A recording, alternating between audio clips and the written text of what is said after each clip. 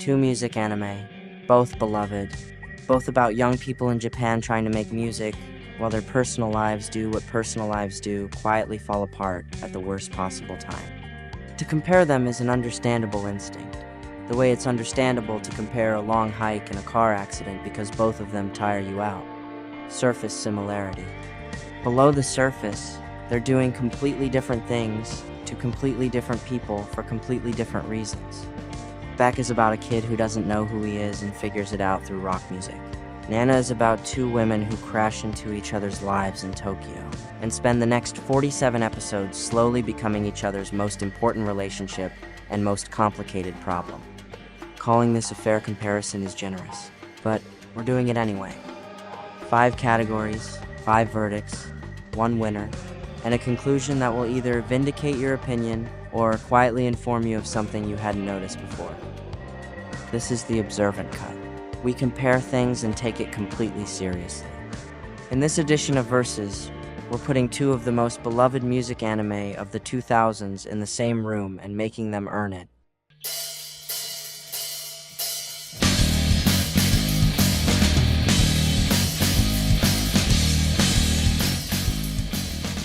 Beck, Mongolian Chop Squad, Osamu Kobayashi's 26-episode adaptation of Harold Sakuishi's manga, aired 2004, and Nana Yazawa's 47-episode adaptation of her own manga, aired 2006.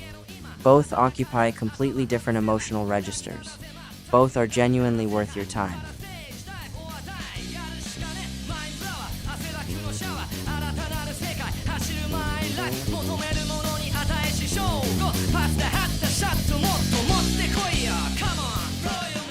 We'll start with Beck.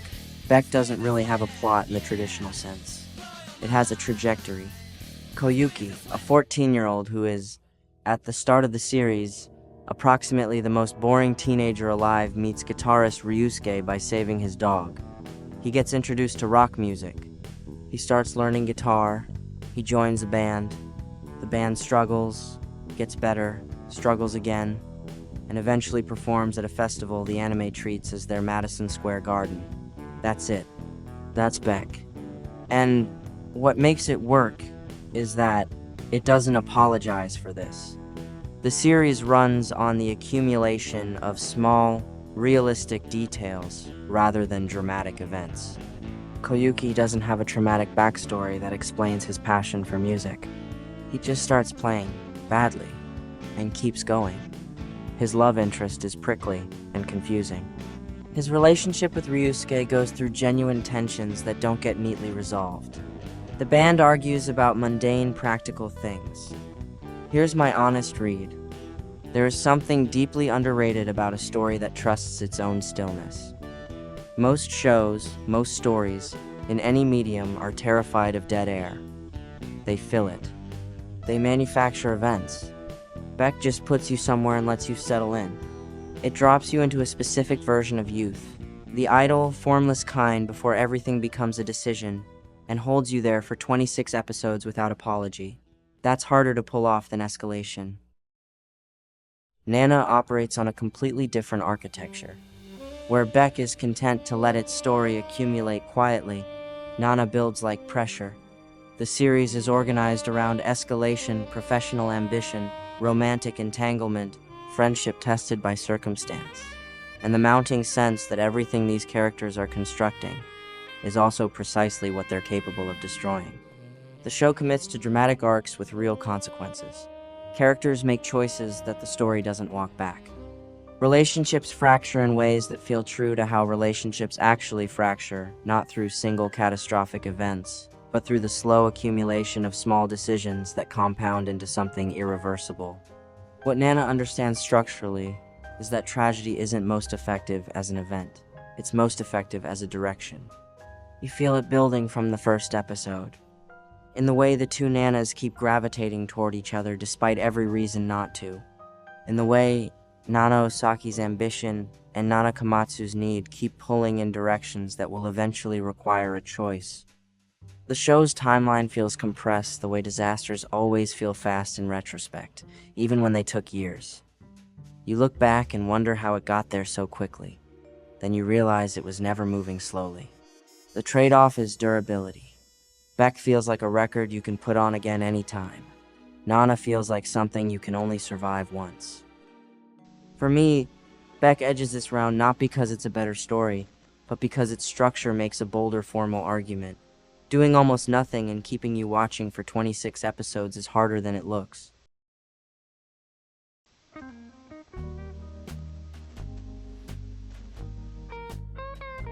Beck's characters are functional. Koyuki's arc from passive, directionless teenager to someone who actually takes up space in the world is handled with genuine patience. Ryusuke is compelling when the series lets him be complicated, which isn't as often as it should be. The rest of the band is somewhat underdeveloped, especially this guy. The drummer exists primarily to remind you that bands need drummers. The love interests do better. Maho is the show's sharpest creation, sharp enough that when she first meets Koyuki, she does not offer a warm welcome. She looks at him and tells him flatly to get out. Not exactly the meet cute, but for a very specific demographic of teenage boy in the mid-2000s, that kind of combative, completely unimpressed energy was essentially the architecture of an entire personality type. The tomboy who doesn't need you, isn't impressed by you, and will probably be mean to you. You know the type. And overall, Beck's character writing is honest, sometimes genuinely moving, not especially ambitious. Nana's character writing is a different enterprise entirely. Nana Osaki, abandoned by her mother at 4, raised by a grandmother who forbade red and pink clothing in case she tempted men, falsely accused of prostitution and expelled from school, left by her first love when he chose his career over her, is one of the most fully realized characters in the medium, and none of that backstory is deployed for shock value. Yazawa uses clothing as characterization. The Vivienne Westwood references, the armor rings, the punk aesthetic. These aren't costume choices, they're a psychology made visible. The toughness is real. It's also a protection mechanism for something considerably more fragile underneath. Then there's Nana Komatsuhachi, who is, by most conventional measures, genuinely exhausting, impulsive, emotionally reactive, makes the same mistake at least 3 times before she considers making a different one, consistently prioritizes romantic validation over anything resembling self-interest. But she is also one of the most effective characters in the series, because her weakness is not a flaw in the writing, it is the writing. Her limitations are the point. And then there's everyone else, which is itself the argument. Nana has almost no disposable characters. Nobu isn't just the sensitive guitarist. Shin isn't just the runaway bassist. Yasu isn't just the steady one. Even characters who appear briefly carry a specificity, a sense of interior life, that most anime reserves exclusively for the leads. Yazawa writes like everyone in the room is the protagonist of their own story, and the cumulative effect is a world that feels genuinely inhabited rather than populated on demand. The relationship between the two Nanas carries the complexity most anime reserves for romance. They need each other in ways that are genuine and also slightly dangerous. Nana wins this round, and it isn't close.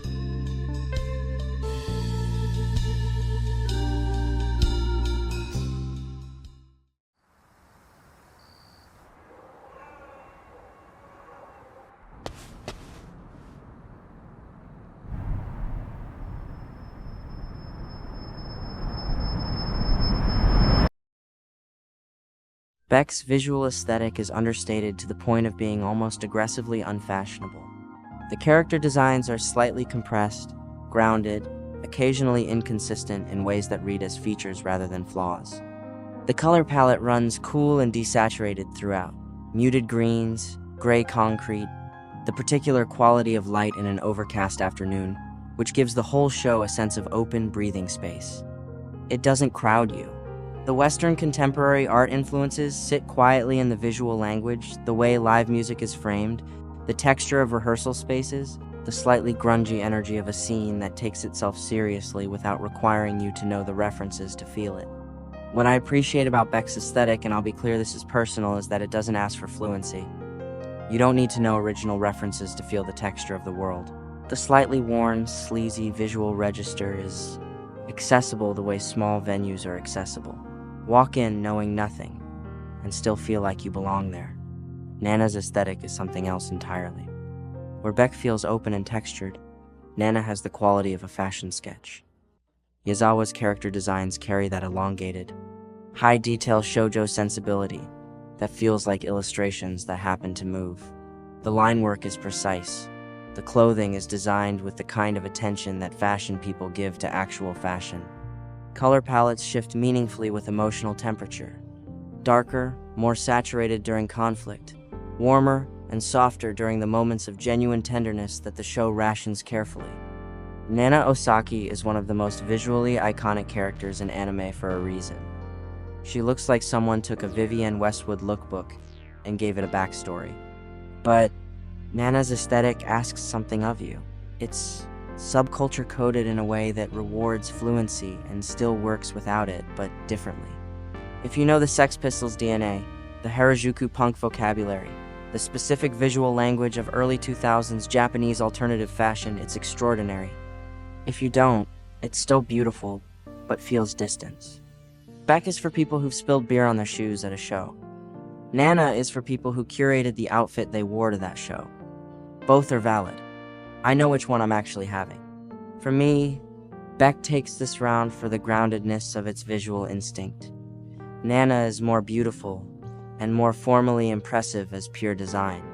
For sheer personal resonance, though, the lived-in, democratic, slightly unfashionable energy of Beck is where I live.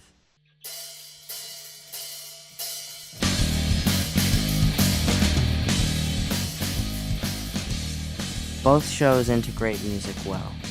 They do it at completely different levels of the story, which matters before scoring anything. Beck treats music as craft, the long, unglamorous labor that precedes any moment worth having. You watch Koyuki's fingers actually do things on the guitar. You feel the slowness of improvement in real time. The songs reflect the band's identity honestly. Moon on the Water is tender and restrained, the kind of song that fits someone still figuring out what they want to say. Face and Brainstorm carry more confidence, a sound developing rather than performing. The music suits the characters producing it. Earnest, slightly rough, getting better without making a big announcement about it. The concerts, when they finally arrive, carry weight because you watched everything that came before them. Nana's music is identity, and it goes further than reference. Blast sound starts from punk but filters it through Japanese rock until the influence is acknowledged and then owned. Nana Osaki's voice, raw, raspy, is the most direct expression of who she is every time it appears. The songs hold up independently. Lucy is as good a J-rock track as the mid-2000s produced, urgent and melodic in equal measure. Rose carries a bruised quality that maps exactly onto where Nana is emotionally when it plays. Their emotional argument made audible. Then there's Trap Nest, the commercial counterpoint to Blast, polished J-rock as the sound of everything Nana is trying not to become. Starless Night, Wish, Prisoner. They're effective enough that the threat they represent to Blast's identity feels real rather than abstract. Two bands, two sounds, both actually working. Nana's running two complete musical identities simultaneously and landing both of them. The music doesn't just accompany the story, it mirrors, comments on, and at key moments advances it in ways that would be harder to achieve through dialogue alone. Beck has one band, good sound. Nana has a soundtrack that functions as a battleground between two versions of what music can mean. The edge goes to Nana not because Beck's music is lesser, but because Nana's does more, on more levels, for more of the story.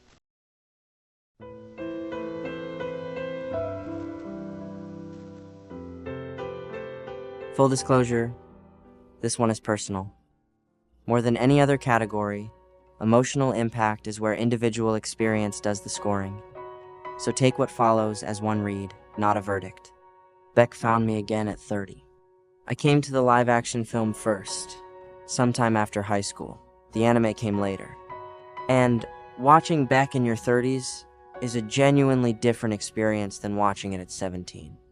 Because at 17, it's a story about dreams, and at 30, it becomes a story about loss. The quiet kind. The kind you don't notice accumulating until you're watching Koyuki at the grateful sound and something tightens in your chest that you weren't expecting.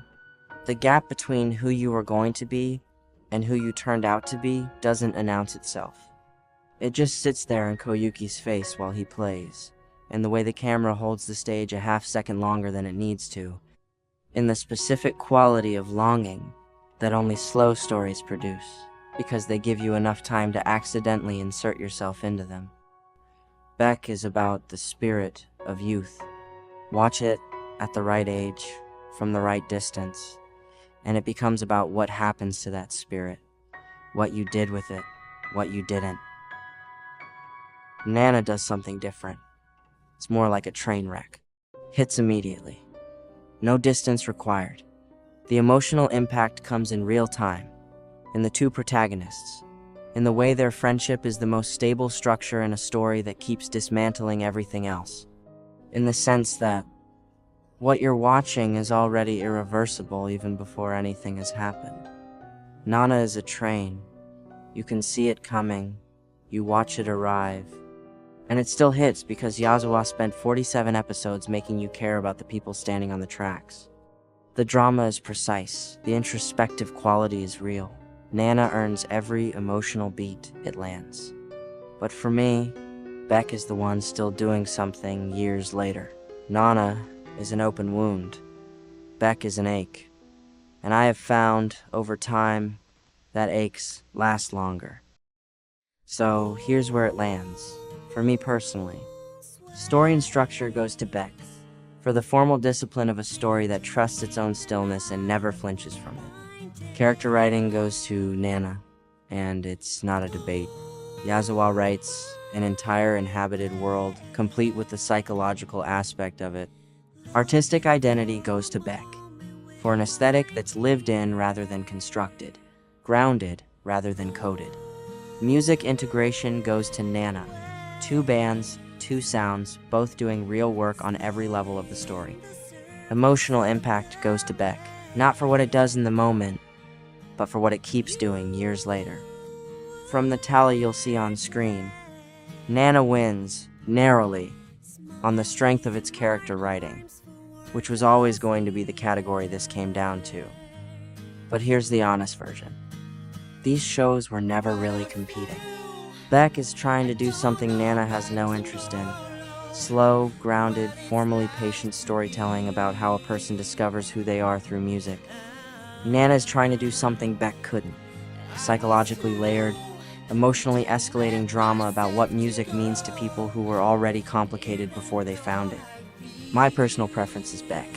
My objective read says Nana. The rare thing worth noting is that both positions are completely defensible, which probably means both shows are doing exactly what they set out to do. Watch Beck if you want to know what it feels like to learn something for the first time and have it matter. Watch Nana if you want to know what it feels like to love someone in a way that's good for both of you and also quietly catastrophic. Versus is a series about what will happen when you put two works next to each other, dissecting it, and suddenly both of them make more sense.